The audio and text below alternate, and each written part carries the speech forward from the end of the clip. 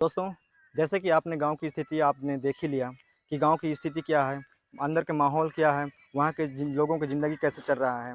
दोस्तों, बहुत सारे ऐसे समस्या हैं आज गाँव में, जिनका निराकरण करना, समाधान करना, समस्या के समाधान करना बहुत ज़रूरी है। क्योंकि आज के डेट में देखा जाए तो गाँव कोसों दूर शहर से पीछे है और इसके मुख्य वजह है गाँव के जो एजुकेशन सिस्टम है, गाँव की जो शिक्षा है, वो बहुत कमज़ोर है। तो अगर हम शहर की तुलना में अगर देखा जाए, तो जो गाँव की जो स्थिति है, वहाँ के रहन-सहन है बहुत पीछे है, कोसों-कोसों दूर पीछे है। इसकी मुख्य वजह है वहाँ की शिक्षा, वहाँ के लोगों लोगों की एजुकेशन सिस्टम, वहाँ के जो लोग रहते हैं उनकी रहन-सहन।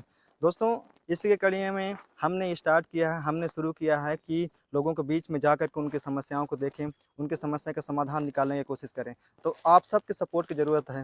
दोस्तों, आप सबसे निवेदन है कि कृपया करके इस चैनल को ज़रूर सब्सक्राइब कीजिएगा और हमें मोटिवेट कीजिएगा। क्योंकि इस दुनिया में अकेला कोई भी कुछ भी नहीं कर सकता दोस्तों। आप लोग के सपोर्ट की ज़रूरत पड़ेगा, क्योंकि यहाँ के जो लोगों की स्थिति देखे हैं हमने, यहाँ के जो समस्याएँ देखे हैं हमने, क्योंकि हमने ज़मीनी स्तर पर जाकर देखा है वहाँ की स्थिति को।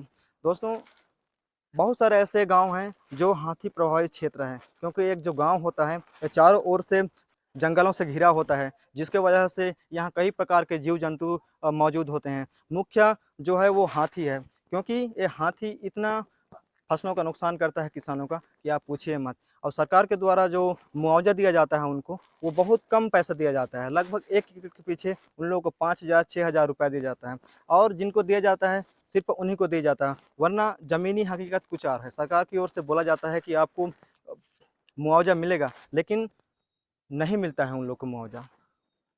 तो हम सब ने ये सोचा है कि अब हम किसानों के बीच में जाएँगे, गाँव के बीच में जाएँगे और उनकी समस्या को देखेंगे और चैनल के माध्यम से आपको वो सब सब समस्या को दिखाने की कोशिश करेंगे। तो आप सबसे निवेदन है दोस्तों, कृपया करके इस चैनल को ज़रूर सब्सक्राइब कीजिएगा और हमें मोटिवेट कीजिएगा।